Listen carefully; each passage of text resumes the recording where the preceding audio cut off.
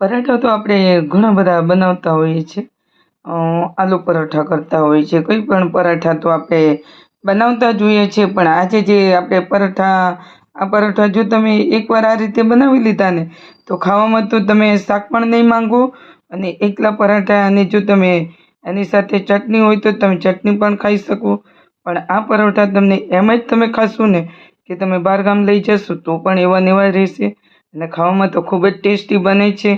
તો ચાલો બનાવીએ આપણે. અને એના માટે આજે આપણે કોબીજના પરાઠા બનાવવાના છે, જે પત્તા ગોબી કહેતા હોય છે. એટલે આપણે આજે કોબીજ લઈ લીધું છે અને આ રીતે આપણે છીણી લીધું છે.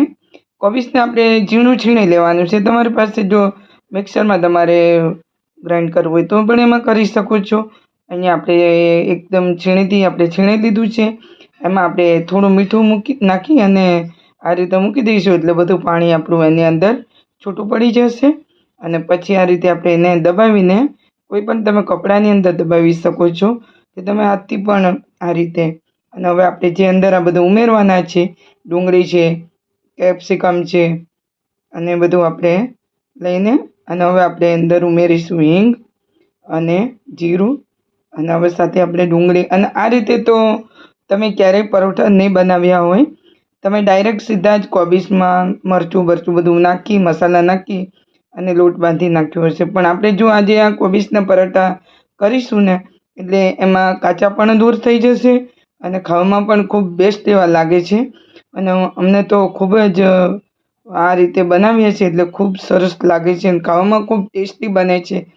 તો હવે આપણે આ રીતે બધું જ ઉમેરી અને એનો કાચાપણ દૂર કરી દેવાનું છે. અને ખૂબ સરસ એવા લાગે છે.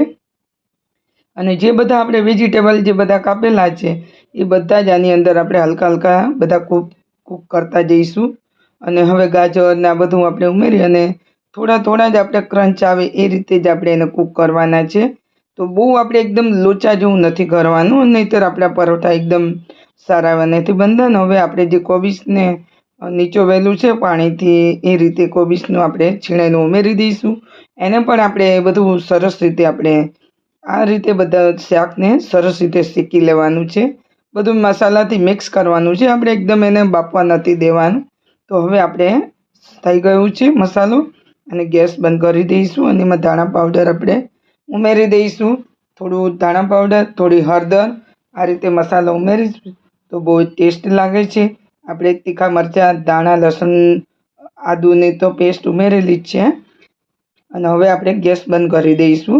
આને હવે આપણે ઠંડુ કરવા મૂકીશું અને આપણે જે લોટ બાંધી લઈશું પરાઠાનો લોટ બાંધવા આપણે જે કોબીજનું પાણી રાખેલું હતું એને પણ આપણે ગાળીને લઈ લઈશું. એમાં જ આપણે લોટ બાંધીશું, પણ થોડો લોટ આપણે વધારે બાંધીશું. એટલે આપણે એમાં હું થોડું અડધો ગ્લાસ જેટલું પાણી લઉં છું અને અંદર થોડું 1 ચમચા જેટલું ઘી લઈ લઉં છું. તો આ રીતે પરાઠાનો લોટ બાંધવાથી બહુ જ ટેસ્ટ લાગે છે. પરાઠા તમારા ફાટશે નહીં અને સરસ રીતે વણાશે. તો અહીંયા મેં ઘઉંનો લોટ લઈ લીધો છે. તો ઘઉંનો લોટ આપણે જે પરાઠા રોટલીનો બાંધતા હોય એ રીતે બાંધી લીધો છે. અને હવે આપણે એને થોડી વાર મૂકી દઈશું. અને આપણું સ્ટફિંગ પણ ઠંડુ થઈ ગયું છે હવે. અને હવે આપણે ખોલીને ચેક કરી લઈશું. તો લોટ પણ આપણો સરસ રીતે કોણવાઈ ગયો છે. અને હવે આપણે આ સ્ટફિંગ તૈયાર થઈ ગયું છે અને લોટ પણ આપણો સરસ બંધાઈ ગયો છે. અને હવે આપણે પાટલી વેલણ લઈને જે રીતે આપણે રોટલી વણતા હોઈએ છીએ, જે રીતે આપણે આલુ પરાઠા કરતા હોઈએ છીએ, લોટમાં આ રીતે સ્પ્રેડ કરી દઈશું બંને સાઈડ અને કોરો લોટ લગાવી દઈશું. અને હવે આપણે રોટલી વણી લઈશું. અને પરોઠા તો આપણે તમે ત્રિકોણ બનાવી શકો છો, ચોરસ બનાવી શકો છો, પણ અહીંયા આપણે રાઉન્ડમાં બનાવીએ છીએ. તો આ રીતે એક લુવો લઈ લીધો છે કોબીજનો મસાલાનો અને એને આ રીતે આપણે એને સ્પ્રેડ કરી દઈશું. તો સરસ રીતે આપણે લુવાને આ રીતે ફિટ બંધ કરતા જઈશું. અને હવે ફરી પાછો આપણે કોરો લોટને છંટકાવ કરી અને એને વણી લઈશું. તો સરસ રીતે આપણે લુવો તૈયાર થઈ ગયો છે અને એના હવે આપણે આ રીતે વણી લઈશું. તો છે ને એકદમ ઇઝી મિત્રો, આ પણ ફાટશે પણ નહીં અને આપણો પરાઠા એટલા સરસ ટેસ્ટી એવા બનશે અને ખાવામાં પણ ખૂબ સરસ લાગે છે. તો આપણે જે સાઈઝની જોતી હોય એ સાઈઝના આપણે પરાઠો બનાવી લીધો છે. તો આ રીતે આપણે પત્તા ગોબીના પરોઠા તો આ રીતે બીજા પણ આપણે વણી લઈશું. તો તમને ફરી પાછો હું તમને બતાવું છું. તો સેમ આપણે આ રીતે જોઈ શકો છો. આને આપણે ચોરસ જેવો આપણે વારીશું. આ રીતે લુઓ તમે થોડો કોરો લોટ લગાવી અને આ રીતે ભેગું કરી અને એને તમે આ રીતે પણ એને વાળી શકો છો. તો અહીંયા આપણે બનાવીશું ચોરસની અંદર બનાવીશું.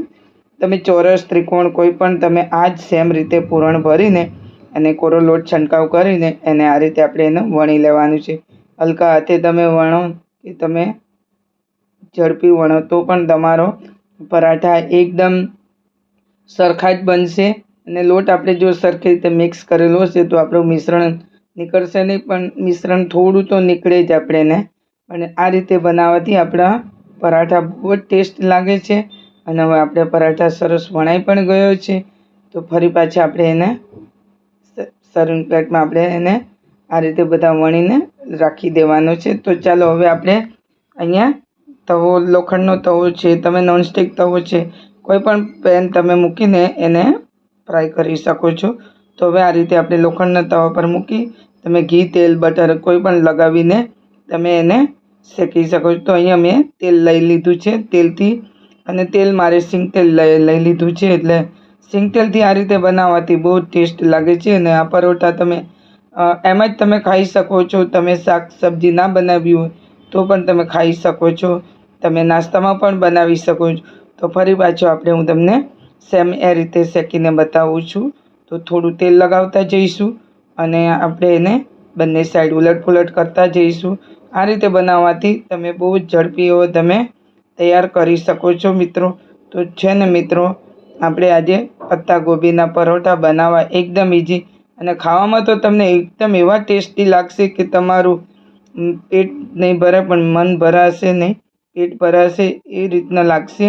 તો ખાવામાં તો ખૂબ જ ટેસ્ટી છે. તો આપણે ચોકરમાં પણ આ રીતે બનાવી લીધા છે.